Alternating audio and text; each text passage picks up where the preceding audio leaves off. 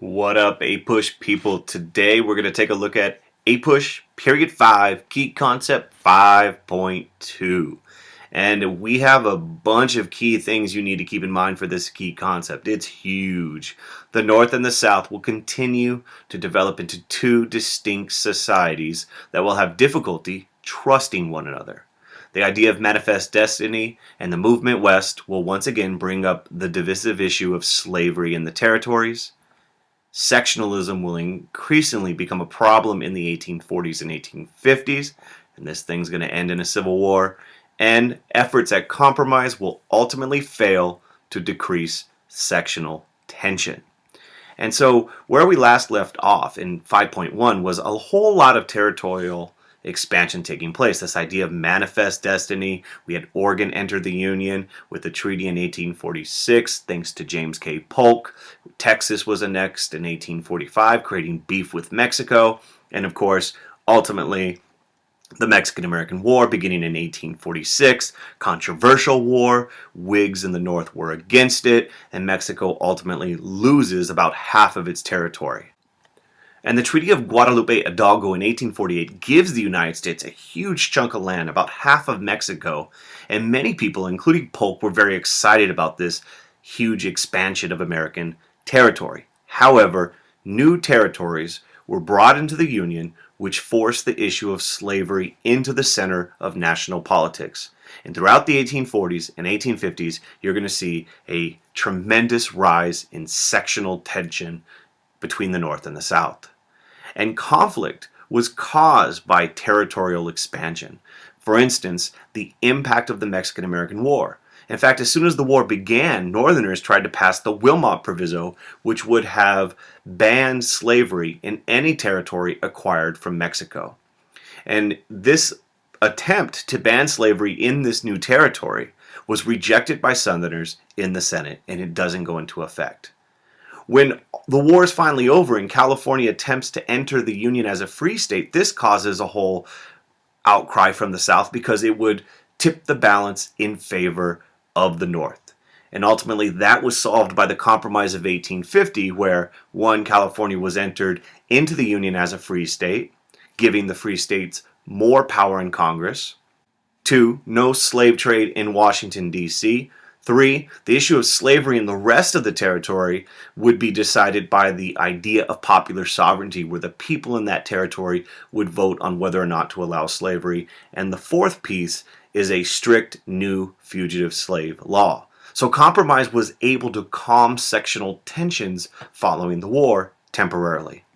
However, in the 1850s, challenges to territorial expansion became increasingly common.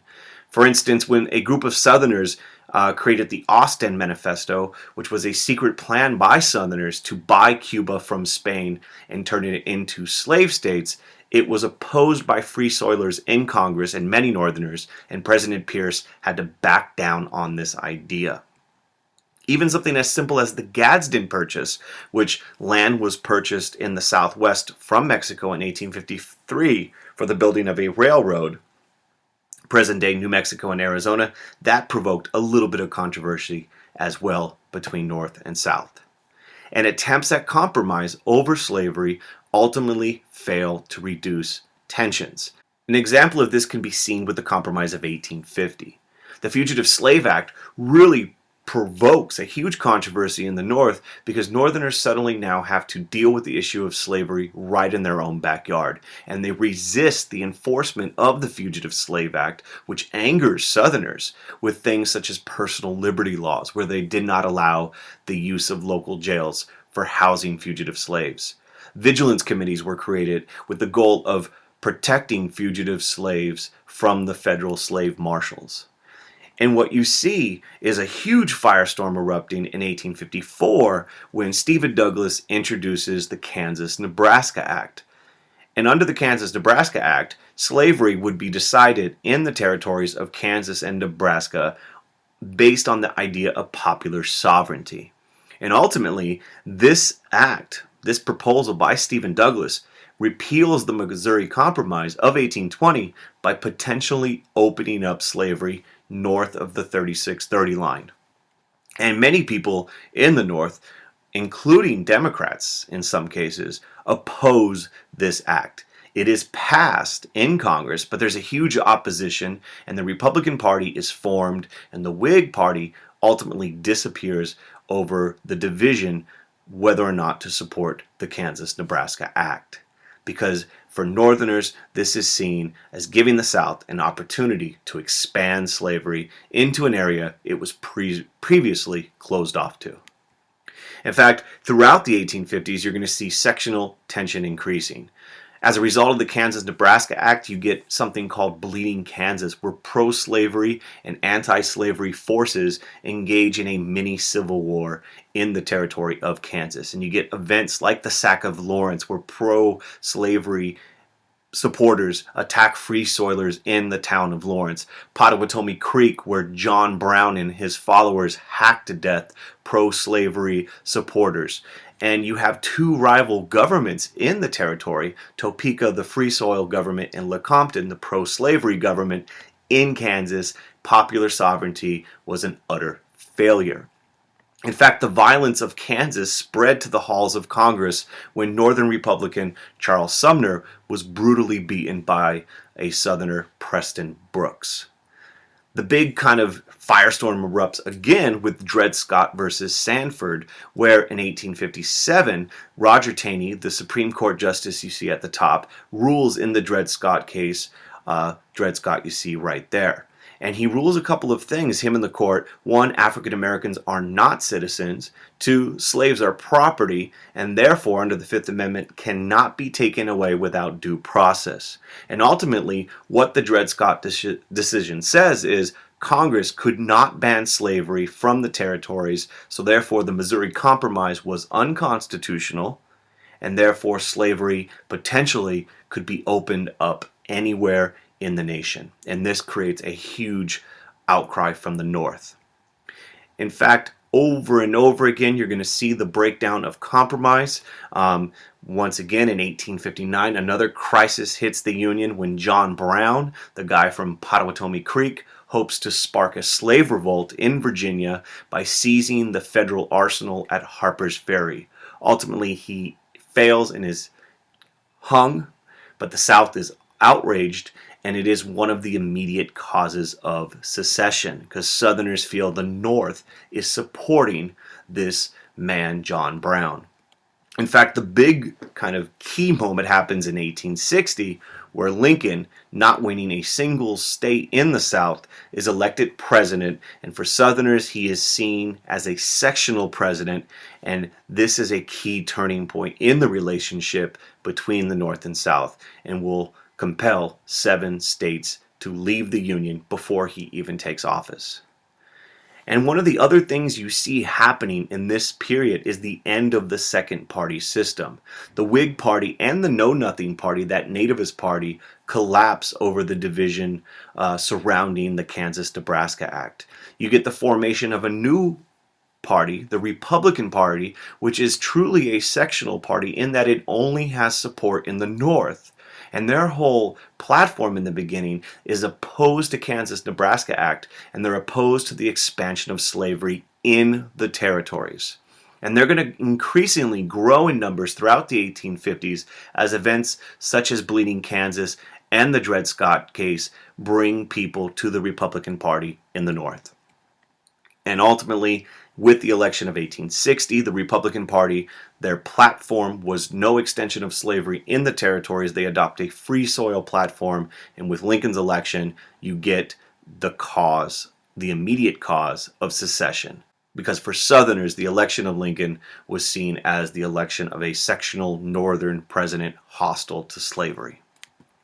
And one of the other things you should keep in mind when studying this time is the North and the South continued to develop distinct from one another, and sectionalism increases as a result of regional economic changes, demographic changes, and cultural differences. So let me break that down for you. Economically, the North was industrializing based upon manufacturing, free labor. Their demographic reality was very different than the South. They had a large population growth, a huge amount of immigration. We saw that in Key Concept 5.1 with the Irish and the German immigrants coming in. There is a rise of nativism as seen in the Know Nothing Party, but there's this huge population growth in the North. This nativism is going to be anti-Catholic, and we explored that a little bit already, but ultimately, culturally, the North is different than the South. And abolitionists, although a small minority in the North, they are going to be growing in the 1840s and 1850s. And for Southerners, their economy is very different. It's based upon agricultural, plantation economy, and slave labor. Now, keep in mind, only 25% of Southerners actually own slaves, but slavery is a key part of the Southern way of life.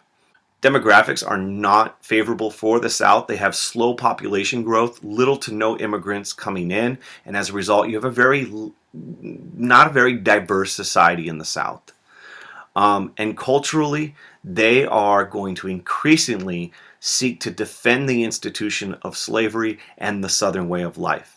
And you see that over and over again, especially in the 1830s and 1840s, where Southerners are increasingly defending slavery as a positive good.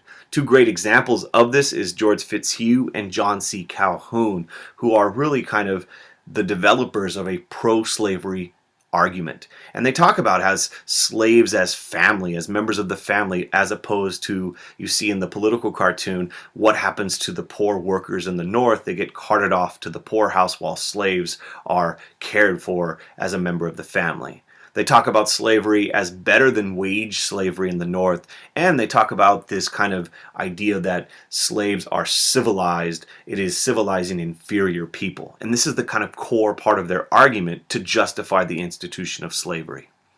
You also see racial stereotyping, famously in the minstrel shows, where very often white actors would paint themselves in blackface and act in very stereotypical racist ways.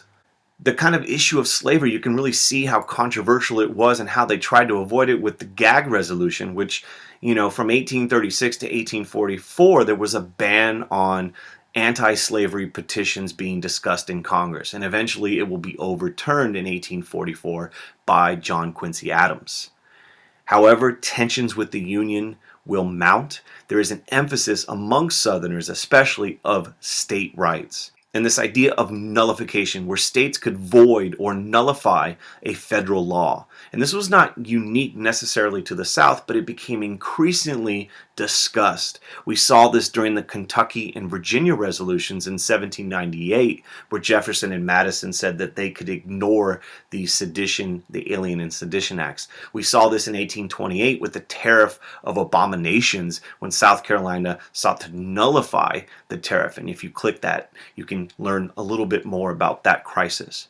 But what happens is the Southerners in the 1840s and 1850s are talking about state rights, secession, and nullification more and more frequently. In the North, there is a growing abolitionist movement that you should be aware about and know their different tactics and strategies. Even though that's the case, in the 1840s and 1850s, abolitionists remained a minority in the North. Lincoln himself was not an abolitionist, and he was against the extension of slavery in the territories. Although it is a minority movement, it's becoming increasingly vocal and visible in the 40s and 50s. You get individuals like William Lloyd Garrison, one of the founders of the American Anti-Slavery Society in 1833, which calls for immediate, uncompensated emancipation and publishes anti-slavery newsletters such as The Liberator. Uncle Tom's Cabin is a hugely important piece of work by Harriet Beecher Stowe in 1852, and it has a huge role in increasing support for the abolitionist movement in the North. The Underground Railroad continues to operate, helping slaves escape to the North, the most famous kind of person in this movement, Harriet Tubman. But you also get calls for violence, and you get, in some rare cases, very few examples of actual outbreaks of violence. David Walker famously in 1829 had the Appeal to the Colored Citizens of the World, where he called for a violent uprising to end slavery. Nat Turner's Rebellion in 1831 was the only rebellion that actually led to the death of white people in Virginia. And as a result, you have this huge crackdown on the movement of African Americans throughout the South. And of course, you have John Brown's raid in 1859, which strikes a huge amount of fear in the minds of Southerners, and they perceive John Brown as supported by Northerners, sent by Northerners to undo their Southern institution of slavery. And a big idea is to understand how the North and the South increasingly distrusted one another. And we've already kind of covered these topics, but it's worth reviewing. For instance, the Northern distrust of the South can be seen in the Fugitive Slave Act. They didn't like this federal marshals running through the North looking for runaway slaves. Uncle Tom's Cabin provoked a huge anti-slavery sentiment amongst Northerners who normally never thought about the issue. The events of the Kansas-Nebraska Act and the repeal of previous compromise in the Missouri Compromise caused a lot of distrust amongst Northerners towards the South. The fraudulent government of Lecompton, where they were seeing pro-slavery people from Missouri crossing the border, that caused distrust. The Austin Manifesto, where it seemed like Southerners were seeking new territory even abroad to expand their slaveocracy, as they called it. The events of Bleeding Sumner, where Southerner had beat one of the Northern representatives, Charles Sumner, and Dred Scott, where a predominantly Southern court made a decision with huge consequences about Congress's ability or inability to ban slavery anywhere. For Southerners, they also had a distrust of the North. For them, they felt the North was attacking their Southern way of life. They saw the Wilmot Proviso as an attempt to try to chip away at slavery in any territory that they had won in the Mexican-American War.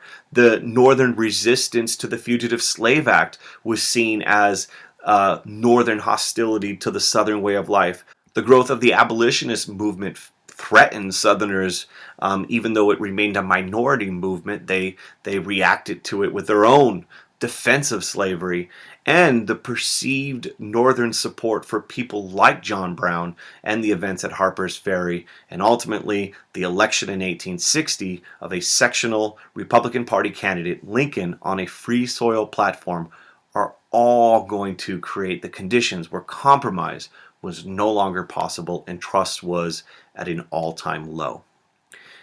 In Key Concept 5.3, we're going to take a look at the Civil War, which will begin shortly after Lincoln's election. And if you click that pink hat, you will be sent to that video as soon as we put it up. And as always, thanks for watching. Subscribe to Joe's Productions if you haven't done so. Tell your friends, tell your teacher, tell your grandma, your grandpa, your cousin, and keep watching more videos. We always are making them. And please keep on hitting that like button. Till next time, peace.